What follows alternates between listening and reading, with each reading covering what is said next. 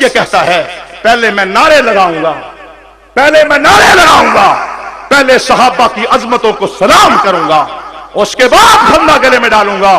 صحابہ کی عظمتوں کو سلام کرتے ہوئے اور پھندا چوم کر گلے میں ڈال دیتا ہے اور پھر کہتا ہے جاؤ جو تمہاری مرضی ہے کر گزرو۔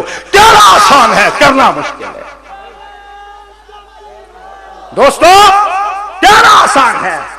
ہتھکڑیاں بیڑیاں کال کوٹڑیاں، جھیلنا کوئی خالہ جی دا واڑا۔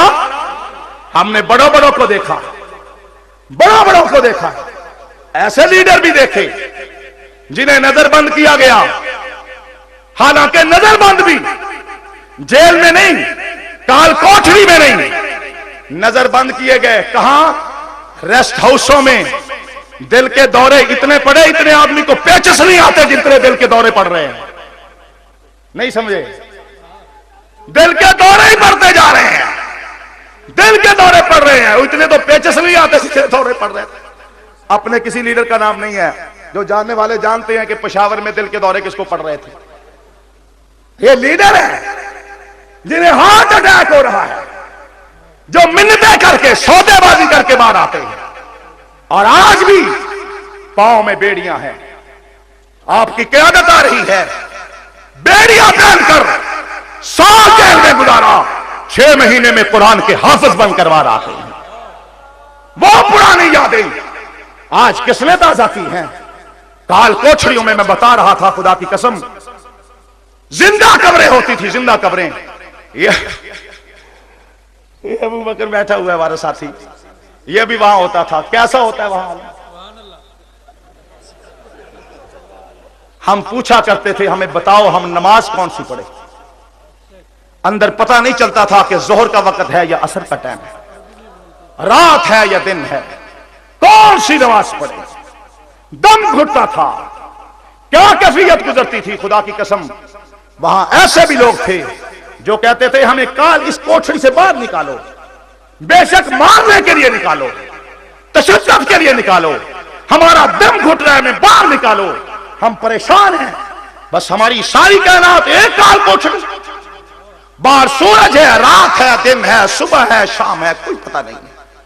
میں کہا کرتا تھا زندہ قبریں ہیں، لیکن خدا کے فضل و کرم سے 108 دن کے بعد جب ان زندہ قبروں سے باہر نکلے تو 108 قرآن ختم ہو چکے تھے۔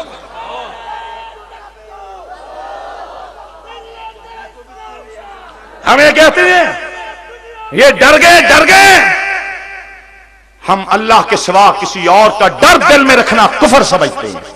جبل استقامت مولانا محمد اعظم طارق، مولانا محمد اعظم طارق، اللہ کے سوا کسی اور کا خوف، کسی اور کا ڈر، کسی اور کا رعب اپنے دل میں رکھنا کفر سمجھتا ہوں۔